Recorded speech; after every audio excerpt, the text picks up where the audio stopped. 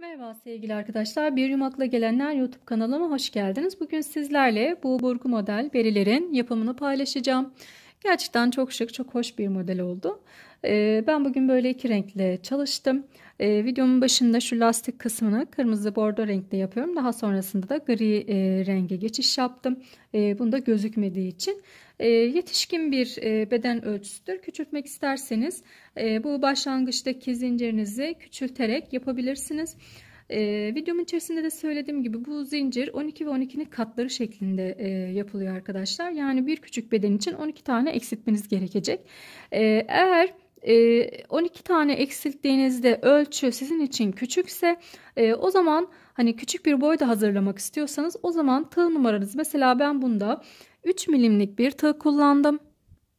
Siz 2,5 milimlik tığ kullanırsanız daha küçük bir bere elde etmiş olursunuz. Yani berenizin büyüklüğünü, küçüklüğünü tığ numarasıyla da ayarlayabilirsiniz. Veya daha kalın bir iplikle daha büyük örebilirsiniz. Daha ince bir iplikle daha küçük örebilirsiniz. Zaten bakın oldukça esneyen, yumuşacık bir model oldu.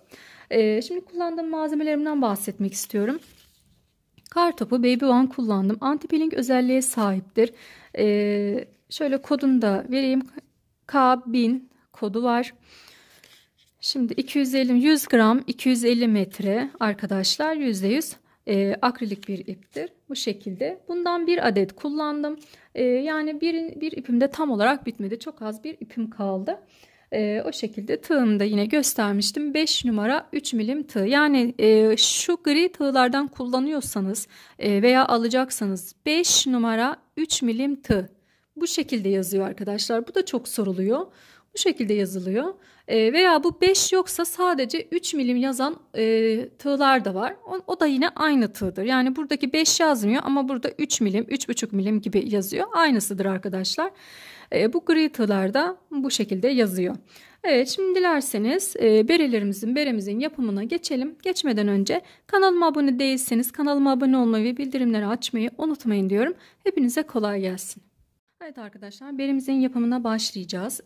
Öncelikle berimizin yapımına ister zincirle başlayabiliriz. İsterseniz benim berelerde kullandığım, videolarımı izleyen arkadaşlarım bilir. Berelerde kullandığım metodumla yapabilir. Yani direkt şu şekilde 4-5 tane zincir çektim. İpimi doladım. Ve şöyle dibine bakıyorum. Şöyle dip kısmına batıyorum. Şu tığımın ucundaki ilmeğimi şöyle bir kere de çekiyorum. Daha sonrasında da şu trabzanlarım, ilmeklerimi 2-2 çekiyorum arkadaşlar. İpimi doluyorum.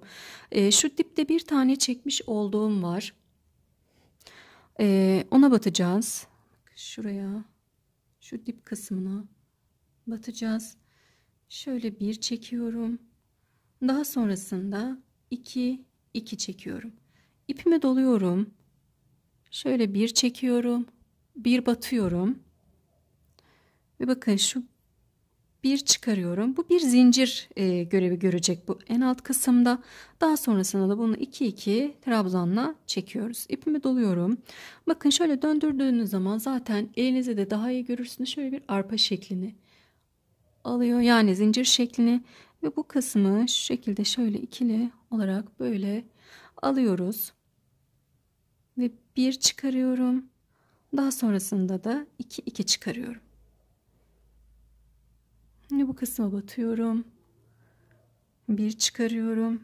Daha sonra 2-2 çıkarıyorum.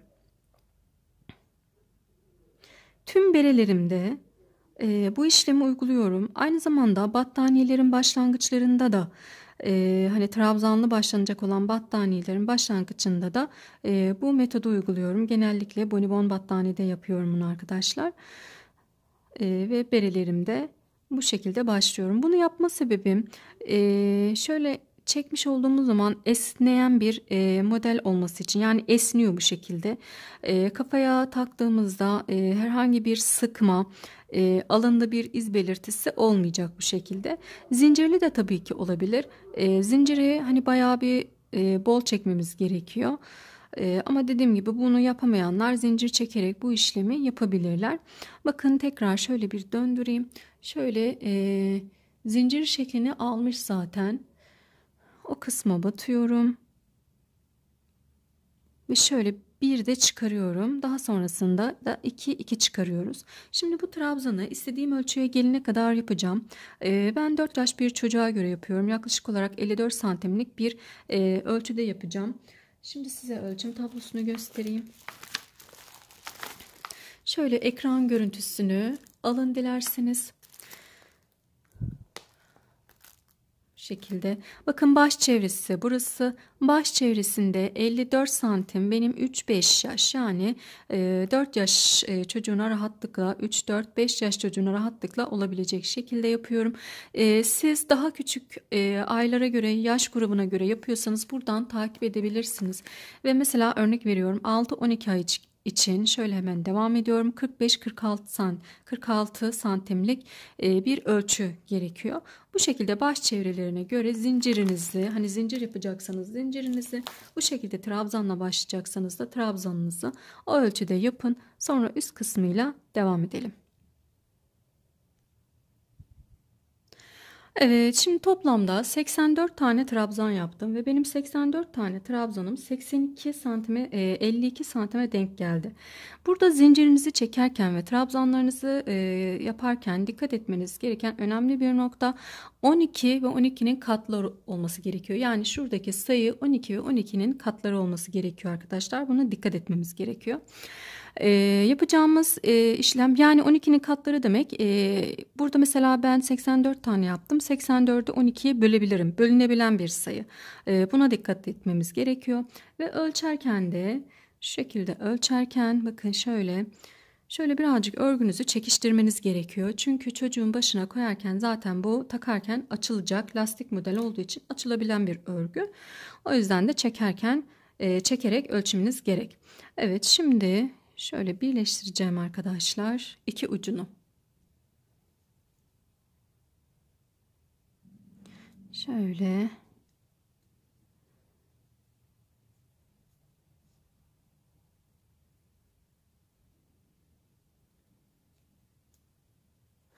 Bu şekilde birleştiriyorum.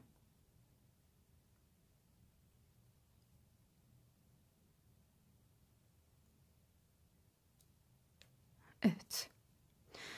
3 tane zincir çekiyorum. Birleştirdik. 3 zincir çekiyorum. Ve şimdi burada şu önümdeki trabzanımı şöyle önden, bakın şöyle önden giriyorum.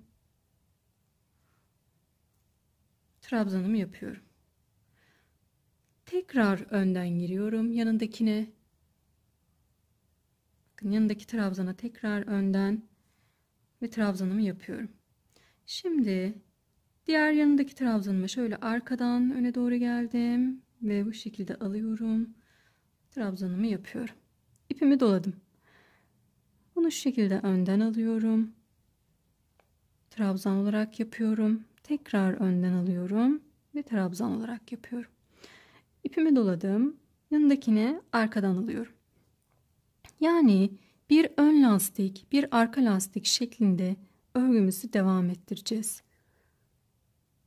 Bakın arka lastiğimi yaptım. Şimdi önden yapıyorum. Bu birinci ve bu ikinci lastik. İkinci ön lastik. Bunu da arkadan öne doğru geldim ve bu şekilde alıyorum. Bunu önden, 2 tane önden alıyorum. Bir tane şu şekilde arkadan alıyorum. Evet. 2 ön lastik, bir arka lastik şeklinde sıramızı tamamlayacağız. Bu lastik kısmını bu renkle örüp üst kısmını farklı renkle devam edeceğim arkadaşlar. Başladıktan sonra şu an hani dikkat ettim çok fazla gözükmüyor sanırım. O yüzden hani bir kere de başlamış oldum. Ama üst örnekli kısmı farklı gözükecek bir iple yapacağım. Emin olabilirsiniz. Hani o kısmı daha rahat örersiniz. Burası kolay zaten lastik modeli. Bakın şöyle önden alıyorum. İlmeğimi bir taneyi trabzan yaptım. Yanındakini de yine önden aldım. Ve trabzan yaptım. İpimi doladım. Arka lastik olarak ördüm.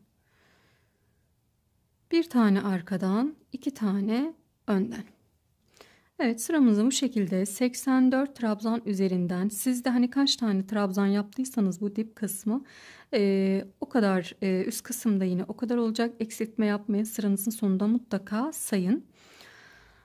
Çünkü bir eksiltme olduğu gibi üstte uygulayacağımız model kayar arkadaşlar. Bu ilk sıralar lastik kısmı önemli. O yüzden hani trabzan sayımız daha doğrusu önemli. Ona dikkat edelim. Evet, şimdi devam edelim. Evet, sıramın sonundayım ve birleşimimi en son lastikle bitirdim. Birleşimimi yapıyorum. Ben saydım, 84 tane trabzanım var. Siz de sayın, kaçta başladıysanız o kadar trabzanınız olacak. Şimdi tekrar şöyle 3 tane zincir çekiyorum ve bakın şöyle önden aldıklarım, şöyle önden çıkıntı gibi, bunları yine önden alıyorum. 2 taneyi önden. Bu arkadan aldığımda arkadan olarak alıyorum.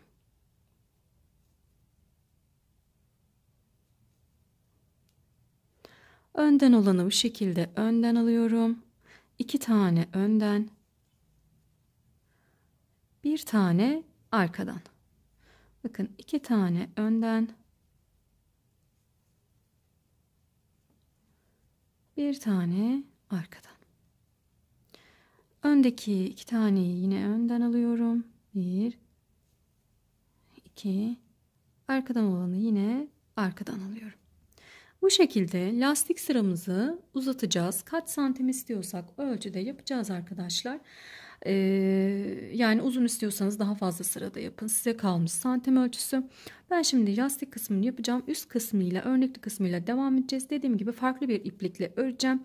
Herhangi bir takılma, hani görememe gibi bir sorun olmayacak arkadaşlar. Bu konuda emin olabilirsiniz. Şimdi devam edelim. Örgü kısmımıza geçelim. Evet arkadaşlar, ben lastik kısmını bakın bu şekilde bitirdim. Yaklaşık olarak bir 4-5 santim kadar bir lastik ördüm. Şimdi üst kısmıyla devam edeceğiz, burgulu kısmıyla. Şimdi burada artık örneğimizin başlangıcını koyacağız. Öncelikle şöyle 2 tane zincir çektim. Şu ön 2 lastiği önden alarak yapıyorum.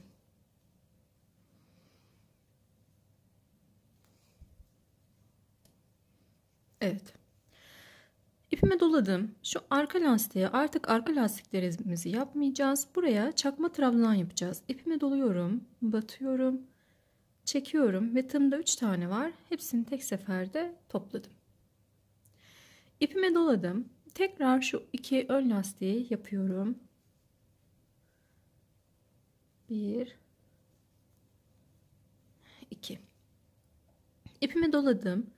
Şu çakma trabzanı, şu arka lastik olanı çakma trabzan olarak yapıyorum. Tekrar ipimi doluyorum. Şu ikisini tekrar yine alıyorum önden. Şimdi bakın şöyle baktığımız zaman 1, 2, 3. Bakın. Yani şu ön lastiklerimiz ikili gruplar halinde. Birinci grup, ikinci grup ve üçüncü grup. Bu üçüncü grubun sonuna şu arka lastiğimizi şöyle önden alttan giriyoruz. 2 tane trabzan yapıyorum buraya. Aynı yere bakın. Aynı ilmeğime şöyle alttan 2 kez girerek 2 tane trabzan yapıyorum lastik şeklinde. Burada evet gözüküyor bu şekilde. Şimdi bu gruplardan yine 4 tane yapacağız arkadaşlar. Başlangıçta 3 tane yapmıştım. Bir tane de sonunda olacak. Dörtlemiş olacağız yine burayı. Şimdi dörtlü grup yapacağız yine. Yani şu 1.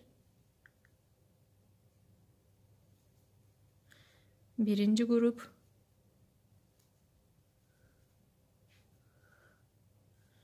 Önden aldım yine. Evet. Buraya yine çakma trabzan. Burası yine lastik. Burası ikinci. 2 tane ön lastik, şu çakma trabzan arası 1 2. Bu ilk sırada örneği çok iyi koymamız gerekiyor örneği. Yoksa üst sıralardaki model kayar arkadaşlar. Ona dikkat edin. Evet, şimdi yine tekrar ikili ön lastiği yapıyorum. 1 2 3. Buraya çakma trabzan ve dördüncüyü yapıyorum arkadaşlar. Dördüncü grubu. Bakın burada ikili artırma yapmıştık. Birinci grup, ikinci grup, üçüncü grup ve dördüncü. Şimdi tekrar artırma yapacağız. Bakın bu ilmeğimizi şöyle alttan alıyorum. 1 ve tekrar 2. Gördüğünüz gibi. Şimdi ipimi doluyorum. Şunları gene önden alarak 4 tane grup yapacağız yine. Birinci grup,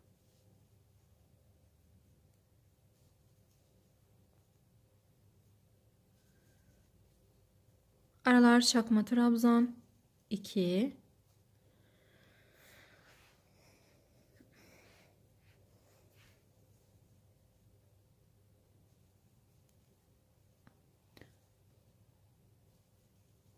üç, tekrar arası çakma trabzan ve dördüncü. Sayalım, hata olmasın. Bakın burada şurada artırma yapmıştık. 1 2 3 ve 4. Şöyle daha yükseyim. 1 2 3 ve dördüncü. Şimdi burada tekrar bakın bu şekilde 1 ve aynı yere tekrar ikinci. Her dörtlü lastikten sonra bu şekilde bir artırma yapacağız. Şimdi sıramızın sonuna kadar o şekilde gelelim.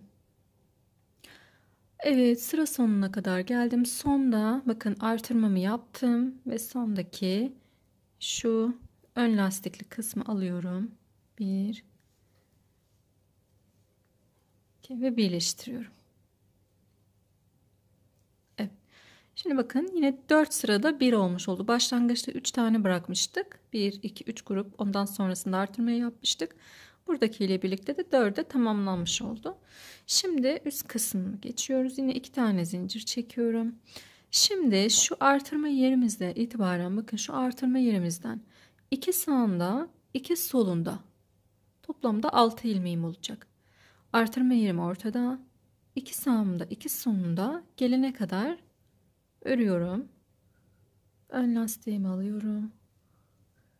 2 ön lastik. Şu aralar yine çakma trabzan olarak devam edecek. Bakıyorum. Tekrar 2 ön lastik yapıyorum. Aradaki çakma trabzanımı yapıyorum. Ve bakıyorum. Artırma yerim burada. 2 tane yaptım. Sağındaki, solundaki 6 tane ilmeğim var. Şimdi işlemimizi bu 6 ilmek üzerinden yapacağız. İpimi doluyorum. 1, 2, 3 taneye atladım. Dördüncünün şöyle belinden tuttum. İpimi doluyorum. Burada trabzan yapıyorum. İpimi doladım. Beşincinin yine şöyle bakın. Beşincinin belinden tutuyorum. 2'de çıktım. Trabzan yaptım. Yine altıncının belinden tutuyorum ve trabzan yapıyorum. İpimi doluyorum. Şu arkada bırakmış olduğumuz üçlüyü bakın şu 1 2 3 tane bırakmıştık. Bu üçlünün en başındaki yani şunu dönüyorum ve belinden tutuyorum. Trabzanımı yapıyorum. İpimi doladım. Yanında bırakmış olduğumu alıyorum. İpimi doluyorum ve tekrar yanında bırakmış olduğumu alacağım. Şu üçüncü.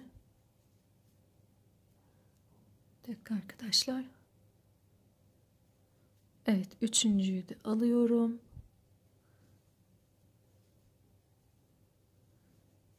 Burgumuzu burada yaptık. İpimi doluyorum ve şu aradaki çakma trabzanımızı yapıyoruz. Tekrar ipimi doluyorum. Yine bakıyorum. İkiliye 2 sağında 2 solunda toplamda 6 tane ilmeğim kalacak. O kısma kadar örelim. Şimdi lastiklerimizi örüyoruz. Çakma trabzanımı örüyorum.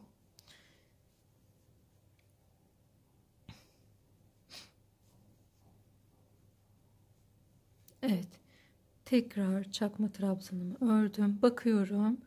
2 artırma yerim burada. 2 sağında 2 solunda 2 6 tane ilmeğim var. Şimdi ipimi tekrar doluyorum.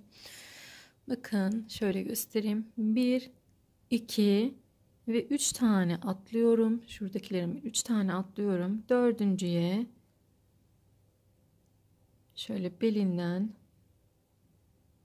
tutuyorum. İpimi çıkarıyorum. 1 2 beşincinin belinden tutuyorum. Ve altıncının yine belinden tutuyorum. İpimi doladım. Şu arkada bırakmış olduğum 1 2 3 tanenin en baştakine, yani şuna geri dönüyorum. Belinden tutuyorum onun. Ve trabzanımı yapıyorum. İpimi doluyorum. Bıraktığım ikincinin belinden tutuyorum. İpimi doladım. Ve üçüncünün belinden tutuyorum.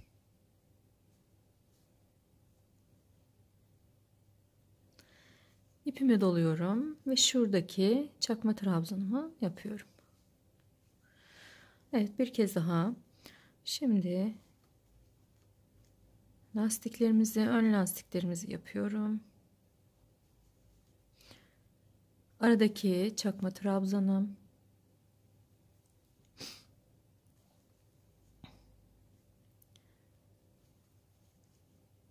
Ön lastikler ve aradaki çakma trabzanım. Şimdi bakıyorum. Ortada artırma yapmış olduğum yer, ortada ikili, sağında ve solunda ikili ikili. Yani 6 tane ilmeğim var. İpimi doluyorum. 1 2 3 tane atlıyorum. Dördüncünün belinden tutuyorum. Trabzanımı yapıyorum. Beşincinin belinden tutuyorum. Ve altıncının belinden tutuyorum. İpimi doladım. Geriye dönüyorum arkadaşlar. Geride bırakmış olduğum şu üçlünün ilk baştakinin belinden tutacağım. Yanındakinden ve tekrar yanındakinden. Ve çakma trabzanımızı yapıyoruz. Bu şekilde. Evet, şimdi sıramızın sonuna kadar bu şekilde devam edelim. Üst sırada görüşelim arkadaşlar. Evet, sıramızın sonundayız. Yine bakın şöyle bir 6 tane, 2 4 ve 6. Üçüncüyü alıyorum. Dördüncüyü alıyorum. Ve beşinciyi alıyorum. Altıncıyı alıyorum.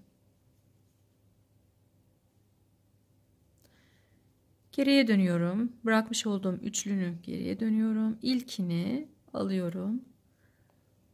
1 2 3 ve şuradaki çekmiş olduğumuz iki zincirle birleştiriyoruz. Birinci sıramız bu şekilde tamamlandı. Şimdi iki zincir çekeceğim. Tekrar şu burgulu yerimize kadar 2 ön lastik, 1 2 ön lastik, araya bir tane çakma trabzan, 2 ön lastik,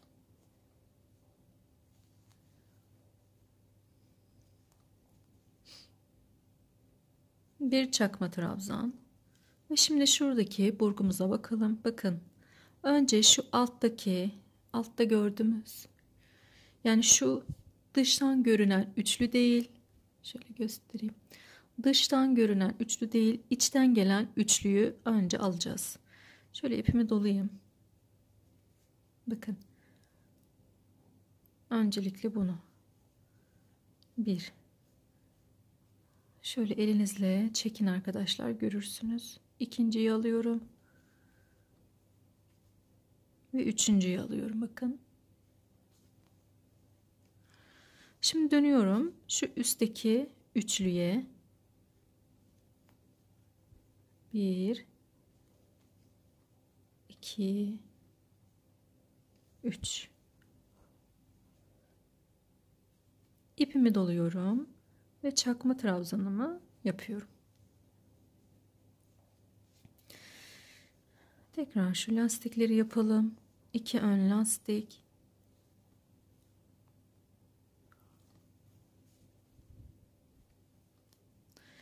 Bir tane çakma trabzan.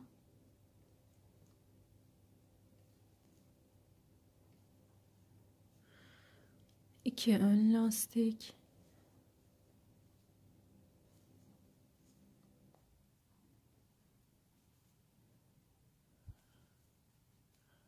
Ve bir tane çakma trabzan. Şimdi geldik tekrar burgumuza.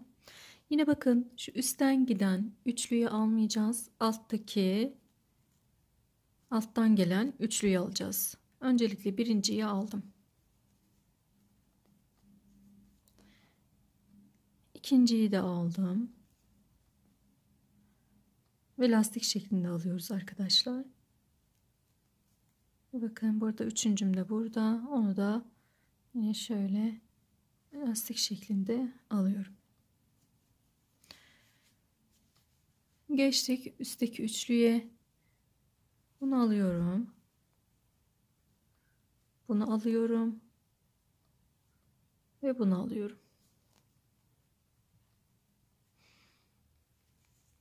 Bakın bu şekilde. Son bir kez daha göstereceğim. Şurada çakma trabzanımı yapıyorum. 2 ön lastik.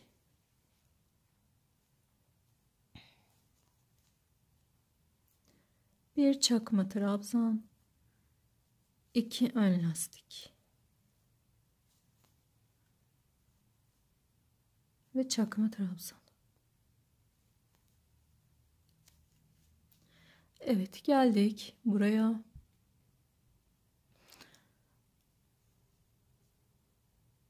Evet, ipimi doluyorum. Şu alttan gelenleri öncelikle alacağım. Şöyle iyice göstereyim size. Öncelikle bu birinci.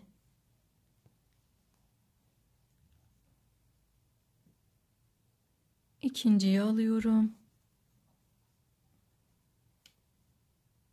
Ve burada üçüncüyü bulacağım.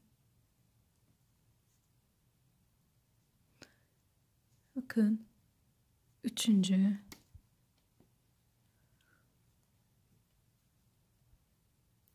Şimdi şu üstten gidenleri alıyorum. Dördüncü. Beşinci. Ve altıncı. Evet. Burgularımızı da bu şekilde, bu sıramızı da bu şekilde yapıyoruz. Bir sırayla devam edeceğiz. Evet, son burgumuzun üstünü yaptık ve birleşimimizi yapıyoruz. 2 zincir çekiyorum. Tekrar şu ön lastiklerimizi yapalım.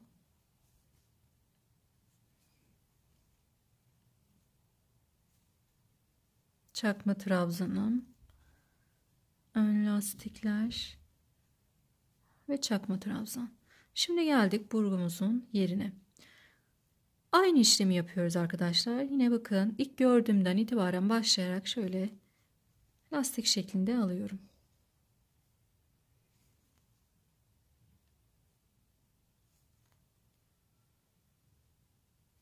Şimdi yani sırayla buradaki altılıyı artık sırayla alıyoruz. Atlamıyorum. Sırayla aldım altılıyı. Bakın. Şimdi çakma trabzanımı yapacağım. Ön lastiklerim,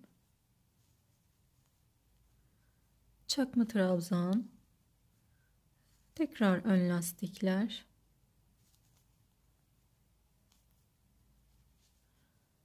çakma trabzan.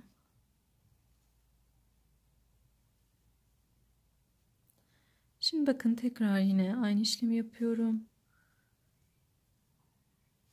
Önümde gördüğümü alıyorum. Sırayla. Artık burgu yerinde sırayla yapıyoruz. Şimdi bu işlemi sırayla alma işlemine bakıyorum. Evet.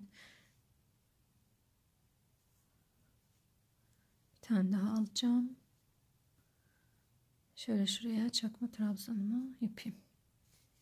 Şimdi bakalım kaçıncı sıradayız? Burguya başlayalı kaçıncı sıradayız arkadaşlar? Bakın şu birinci sıramız, yani nasıl gözüküyor? Bakın çapraz zaten belli oluyor burada. Çaprazlı elinizde daha net anlaşılır. Şu çaprazlık olan yer birinci. Üzerindeki ikinci. Bu da üçüncü. Bakın şöyle daha net göstereyim size. Şurası birinci. Çaprazlık var zaten. Bu çaprazlıktan itibaren sayıyoruz. Birinci. Üzerindeki ikinci. Ve bu da üçüncü sıra. Toplamda 5 sıra bu şekilde olacak. Yani şu anda üçüncü sırayı yapıyoruz. 2 sıra daha yapacağız arkadaşlar. Sonra görüşeceğiz. Evet, 5 sıra ördüm arkadaşlar. Şimdi şöyle bakın göstereyim size daha yakından. Şu çaprazı sayıyoruz. Bakın çapraz. 1, 2, 3, 4 ve 5. 5 sıra ördük. Şimdi burgumuzu yeniden kuracağız. Öncelikle burguya kadar gelelim. Şöyle 2 tane zincir çektim. Ön lastiklerimizi yine yapıyoruz. Altılı yere kadar geleceğim. Tekrar ön lastikleri yapalım. Evet, çakma trabzanımı yapıyorum. Bakın burgumuzun altılı yerine kadar geldim. Şu anda burgumuzun altılı yerindeyim. İpimi doluyorum. 1, 2, 3 tane atlıyorum. Dördüncüden lastik şeklinde trabzanımı yapıyorum. 5. 6. İpimi doluyorum. Şu arkada bırakmış olduğum üçlünün ilk baştakine şöyle yine belinden alıyorum. 1, 2'yi alıyorum ve 3'üncüyü alıyorum. Çakma trabzanımızı yine yapıyoruz. Bakın burgumuzun ikincisine başlamış olduk. Bir kez daha göstereyim. Şimdi şu ön lastiklerimizi alalım.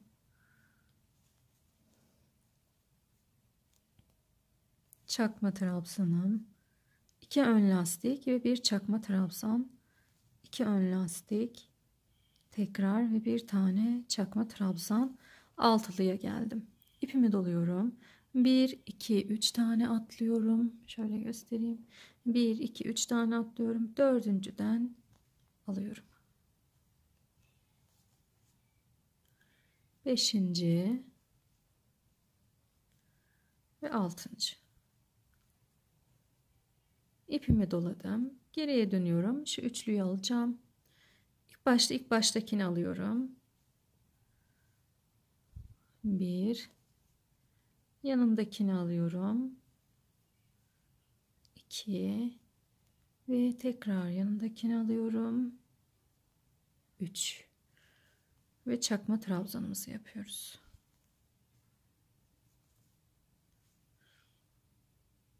Evet, bu sıraya da bu şekilde gideceğiz. Daha sonrasında üst sırada burgumuza başlarken bu ilk birinci sırada yapmış olduğumuz işlemi yapacağız. Yani önce şu alttan gelenleri alıyorum.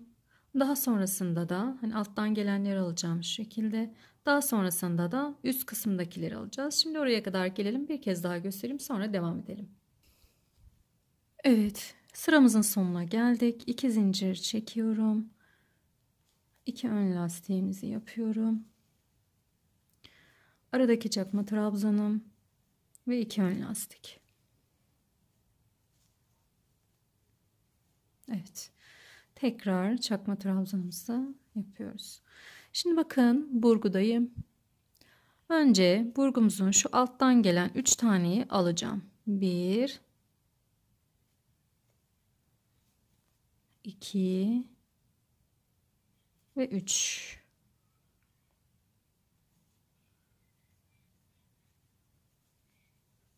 Daha sonra şu üstten gelenleri alıyorum.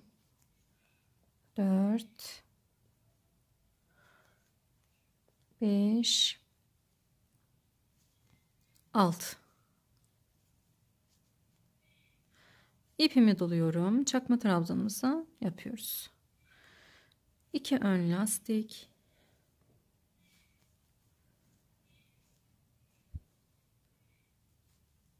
Bir çakma trabzan. 2 ön lastik. Ve bir çakma trabzan. Evet, yine burgudayım. Şu alttan gelenleri alıyorum. Birinci, ikinci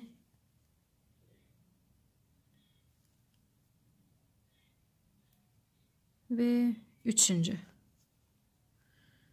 Şimdi şu üstten gelenleri alıyorum. 1 2 ve 3. Evet, bu şekilde ilerleyeceğim. Şu anda bakın 1 ve 2. sıramdayım. Toplamda yine 5 sıra yapacağız. Daha sonra tekrar burgumuzu yapacağız. Her 5 sırayı yaptıktan sonra burgumuza devam edeceğiz. Birinci burgumuzu yaptık. İkinci burgumuza devam ediyoruz. Toplamda 3 burguyu bitireceğiz. 4. burguda arkadaşlar kesim işlemlerine başlayacağız. Zaten 4. burguda yaklaşık olarak 15-16 santim gibi olacak. Bitiminde de 21 santimle bitirmiş olacağız bereyi. Şöyle bakın, şunu ölçelim. 1 2 ve 3. burgum. Şöyle ölçüyorum. Ve 15 santim 3. burgumun sonu. Daha sonrasında da bakın bitişe kadar da 21 santimi buluyor arkadaşlar. Eğer yeni doğan beresi yapıyorsanız 2 burgu yaptıktan sonra kesim işlemlerine başlayın. Benim gibi yetişkin beresi yapıyorsanız 3. burgudan sonra kesim işlemine başlayın. Yani şöyle söyleyebilirim. 4-5 yaş üzeri yetişkin grubuna giriyor bir nebze. 4 yaşından üstüne aynı benim yaptığım şekilde yapabilirsiniz. 4 yaş altı için santimlerimi zaten vermiştim.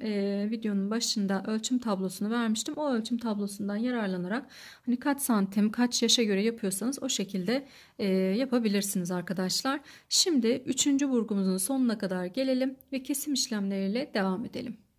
Evet, beremi gördüğünüz gibi arkadaşlar şöyle göstereyim. İstediğim ölçüye gelene kadar ördüm. Şöyle bakayım, eksiltme sırasına geçeceğim. 15 santim ördüm. Zaten son eksiltme burgusuyla birlikte 21 santimi bulacak. Bakın şöyle burgularımıza 1. burgum, 2. burgum ve 3. burgumu bitirdim. 4. burgumun başındayım. Şöyle başlayalım artık.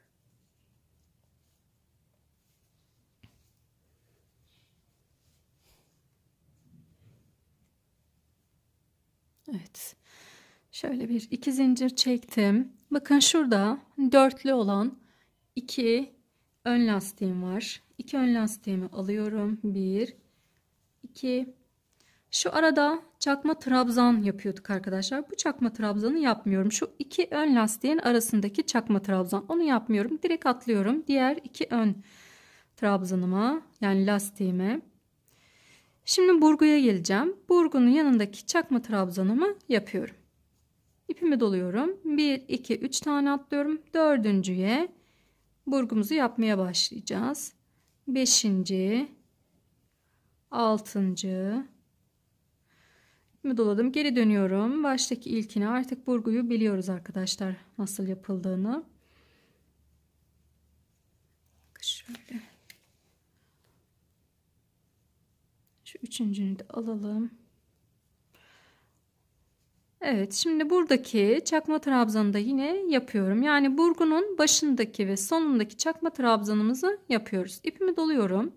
2 tane ön lastiğimi alıyorum.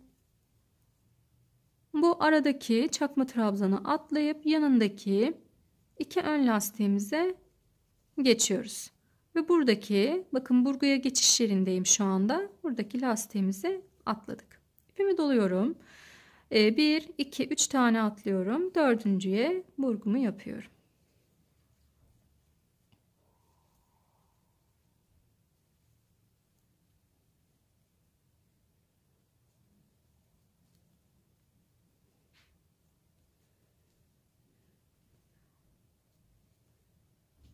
Şimdi burgumu yaptım. Hemen burgumuzun bitişindeki çakma trabzanımızı da yapıyoruz. Şimdi sıramızı bu şekilde devam ettireceğiz. Bu sıramızdaki eksiltme şuradaki çakma trabzanı yapmamak. Sıra sonuna kadar bu şekilde gelelim. Evet, sıramızın sonuna kadar geldik. Şimdi burada 2 zincir çekiyorum. İpimi doladım.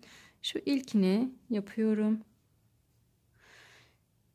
İkinciyi alıyorum arkadaşlar. 2 çıktım. Tığımda 2 tane var. İpimi doluyorum. Yanındakini alıyorum. 2 çıktım. Tığımda 3 tane var. Hepsini tek seferde topladım.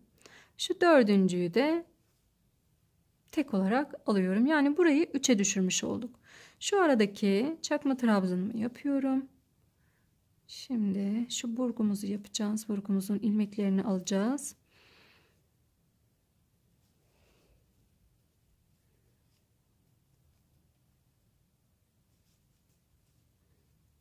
Evet.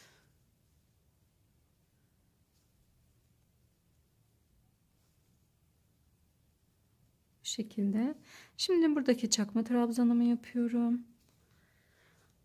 Geldim bu dörtlüye. İpimi birinciyi lastik olarak örüyorum. İkinciyi alıyorum.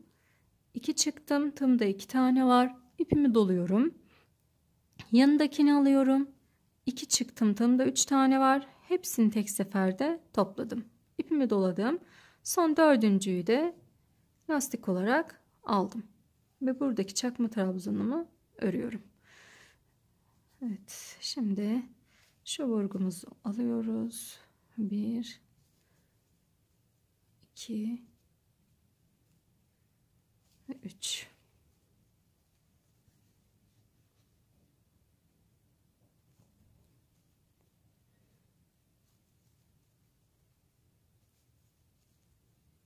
Çakma trabzanımı yapıyorum. Şurayı bir kere daha gösteriyorum. Bakın ilkini alıyorum. Şu aradaki dörtlüdeyim. İlkini alıyorum. Normal ördüm. İkinciyi alıyorum. 2 çıktım. 2 tane var. İpimi doladım. Yanındakini de alıyorum. 2 çıktım. Tam da 3 tane var. Hepsini tek seferde topladım. Ve dördüncüyü de aldım. Çakma trabzanımı yaptım. Ve burgumu yaparak devam edeceğim. Sıra sonuna geldim. Şimdi yine 2 zincir çekiyorum. Burada da şöyle ilkini yine alıyorum. Bunu teke düşürmüştük. Şimdi şöyle ikisinin altından geçerek teke düşürüyorum.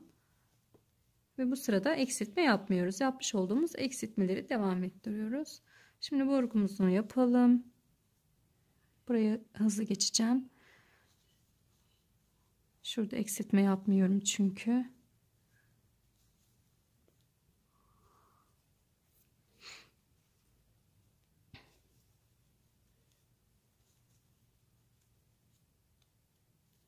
Şu aradaki çakma trabzanımı yine yapıyorum. Bakın yine şu eksiltme yapmış olduğumuz yerdeyim. İlkini alıyorum. Şunu teke indirmiştik. Şöyle alıyorum. Üçüncüyü de yine alıyorum ve devam ediyorum. Çakma trabzanımı yaparak. Şöyle bir kere daha göstereyim size.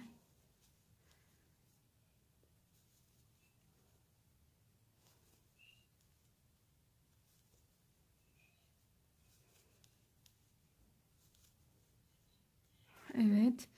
Şimdi çakma trabzanımı yapıyorum. Bakın şu altta eksiltme yapmış olduğum yerdeyim. İlkini aldım. Şunu da şöyle alıyorum. Ve 3 taneyi burayı düşürmüş olduk. Evet, bu şekilde çakma trabzanını da yapıyorum. Bu şekilde sıra sonuna kadar gelelim. Evet, yine sıra sonunda eksiltmemizi yaptık. Şöyle 2 zincir çekiyorum. Şimdi şuradaki şu 3 trabzanımızı teke düşüreceğiz. Şimdi iyice izleyin arkadaşlar. Bakın hemen altından alıyorum. 2 çıktım. Tığımda 2 tane var. İpimi doladım. Yine bundan alıyorum. Gözüküyor bakın. Hemen altından alıyorum. 2 çıktım. Tığımda 3 tane var. İpimi doluyorum. Tekrar altından alıyorum. 2 çıktım. Tığımda 4 tane var. Hepsini tek seferde topladım. Aradaki çakma trabzanımı örüyorum. İpimi doluyorum. Şimdi bu burgada da eksiltme yapacağız. Şu ilkini örüyorum. Normal. İkinciyi alıyorum. 2 çıktım. Tığımda 2 tane var. İpimi doladım. Yanındakini de alıyorum. 2 çıktım. Tığımda 3 tane var. Tek seferde topladım. Evet, ipimi doluyorum. Yanındakini alıyorum. 2 çıktım. Tığımda 2 tane var. İpimi doladım. Yanındakine batıyorum. 2 çıktım. Tığımda 3 tane var. Tek seferde topladım. Sonuncuyu da tek seferde alıyorum. Aradaki çakma trabzanımı örüyorum. Şimdi geldik şu arada 3 tane kalan yere. Burayı hepsini bir alıyoruz. 2 çıktım. 2 kaldı. İpimi doluyorum. Yanındakinden yine lastik olarak alıyorum. 2 çıktım. Tığımda 3 tane var. İpimi doladım. Yanındakine batıyorum. 2 çıktım. Tığımda 4 tane var. Hepsini tek seferde topladım. İpimi doluyorum ve çakma trabzanımı yapıyorum. İpimi doladım. Burgumdayım. Burgumun ilkini normal örüyorum. İkincisi ve üçüncüsünü keseceğim. Şu şekilde aldım. 2 çıktım. Tığımda 2 tane var. İpimi doluyorum. Yanındakini alıyorum. 2 çıktım. Tığımda 3 tane var. Tek seferde topladım. İpimi doladım. Yanındakini alıyorum. 2 çıktım. Tığımda 2 tane var. Yanındakini de aldım. 2 çıktım. Tığımda 3 tane var. Tek seferde topladım. İpimi doluyorum ve altından geçiriyorum. Evet, şimdi üçlüdeyiz. Tekrar bakın aldım. 2 çıktım. İpimi doladım. Yanındakine batıyorum. 2 çıktım. Tığımda 3 tane var. 2 çıktım. Tığımda 4 tane var. Hepsini tek seferde topladım. Tekrar çakma trabzanımı yapıyorum. Şurada sanırım çakma trabzan yapmayı atladık. Onu unutmayalım.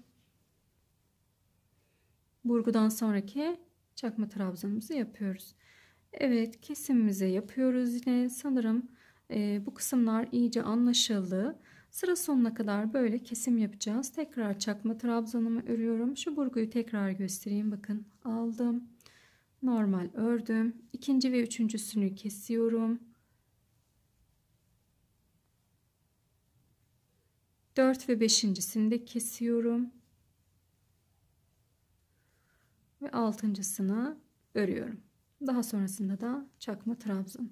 Sıra sonuna kadar devam edelim.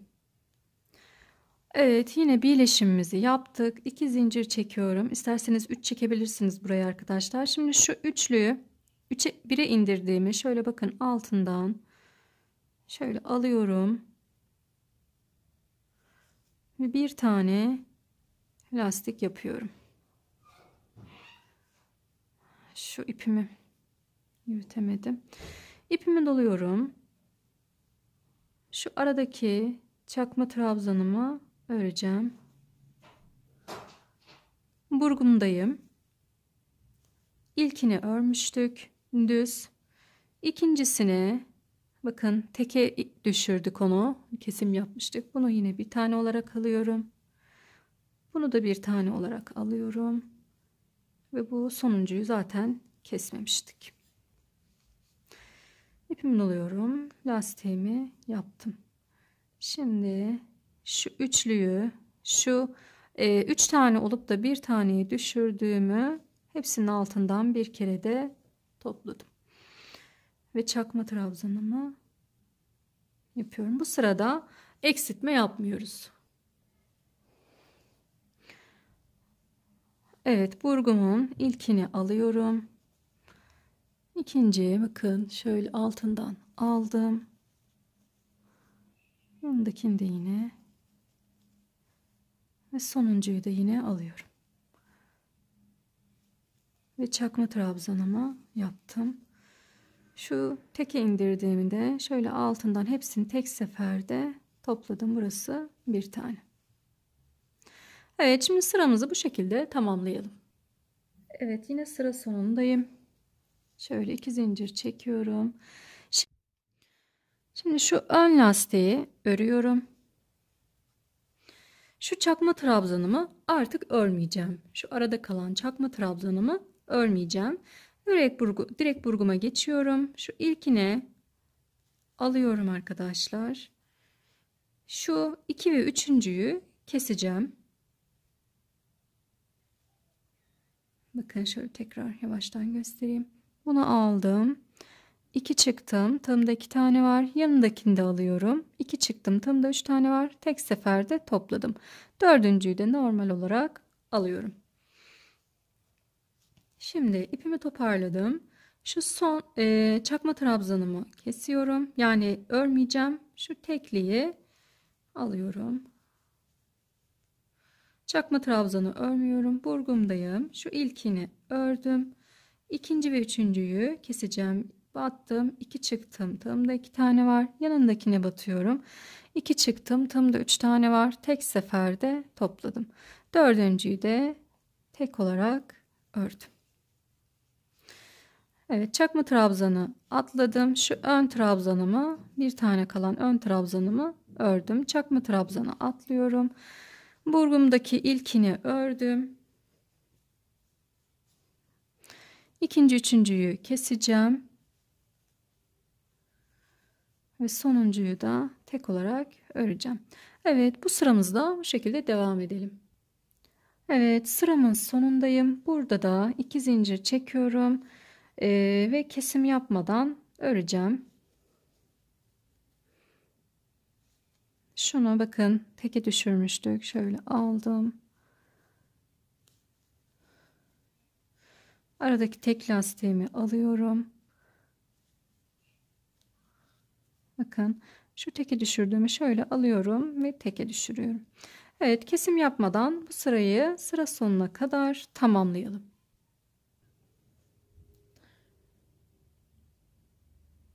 Evet, şimdi gördüğünüz gibi sıra sonundayım.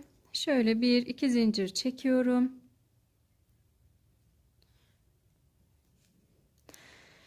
Şu ön lastiğimi örüyorum. Şu burgumdaki 3'ü teke indireceğiz. Aldım.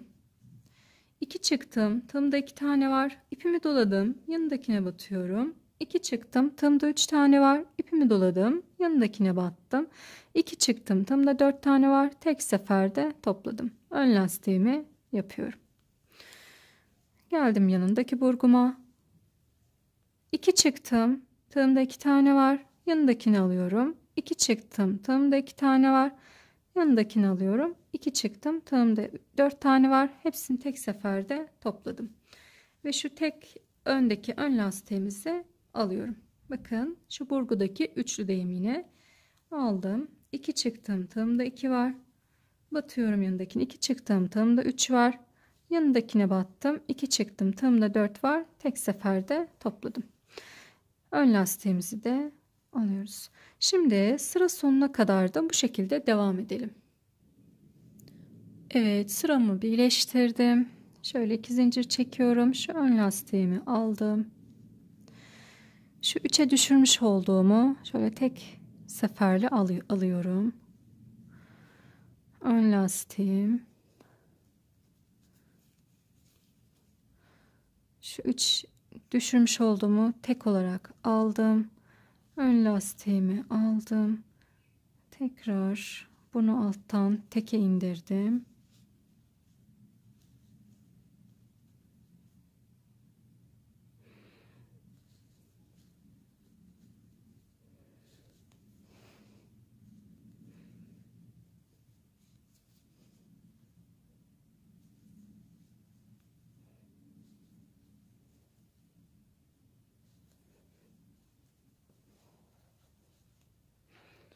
Şimdi sıra sonuna geldim. Bakalım.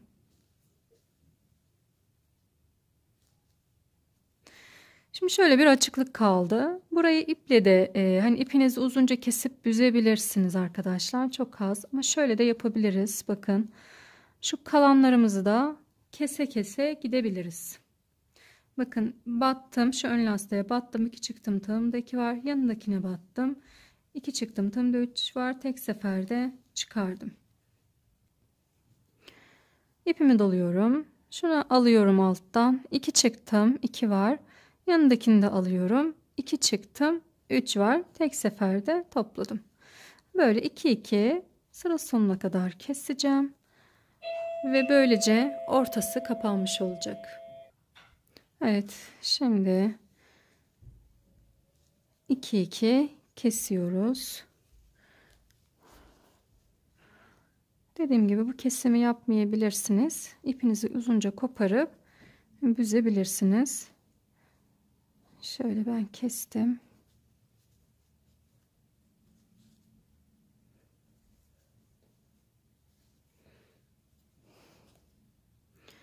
Şimdi birleştireceğim. Ve ipimi şöyle biraz uzunca koparıyorum. İğnemi alacağım.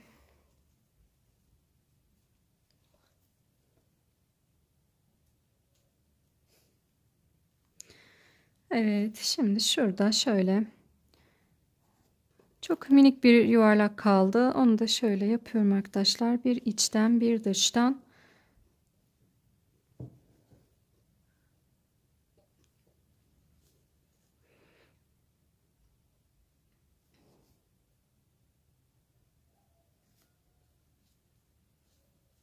Evet. Gördüğünüz gibi zaten kapandı. Şöyle bunu aşağıya iç kısmı atıyorum.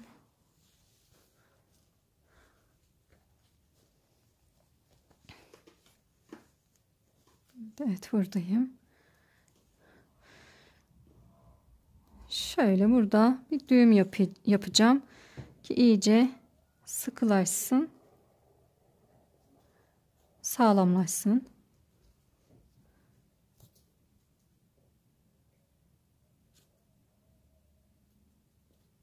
Evet.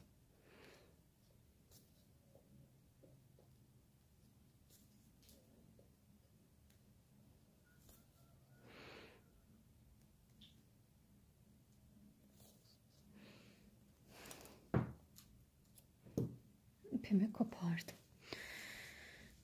Evet, beremiz bu şekilde. Şimdi pomponumuzu da ekleyelim buna. Şimdi şu pomponların şu uçlarında ipleri var arkadaşlar. Pomponu kendiniz de yapabilirsiniz iple. Şimdi bakın şu ortada şuradan aldım. Bu ipi içeriye alıyorum. Bir de şu ortanın hemen şöyle bu tarafından şöyle şuradan takacağım. Diğer ipi alacağım. İç kısmı. İçeride iplerimi tutuyorum. Bakın. Şöyle. Evet. Şimdi bu ipleri iyice bağlayacağım burada.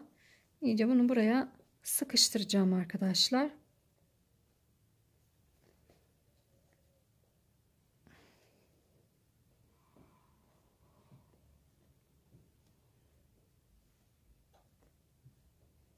Gördüğünüz gibi iyice bunu buraya sıkılaştırdım. Bir de şöyle yapacağım şurada.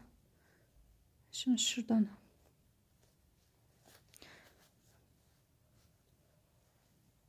Bakın. Şöyle bir taneyi buradan alıyorum. Bir taneyi de buradan alacağım. Ve yine bağlıyorum. Daha sağlamlaşması için.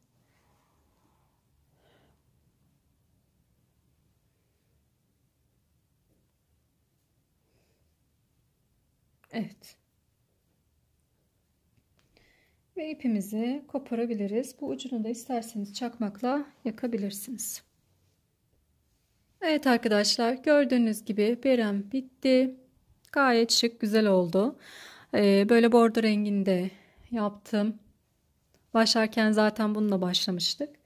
Evet, bu şekilde berelerimiz tamamlanmış oldu. Umarım beğenerek yaparsınız. Dediğim gibi gayet güzel, sıcak, çok hoş bir model. İzlediğiniz için teşekkür ediyorum. Yapacak olan herkese kolay gelsin. Hepinize sağlıklı günler dilerim.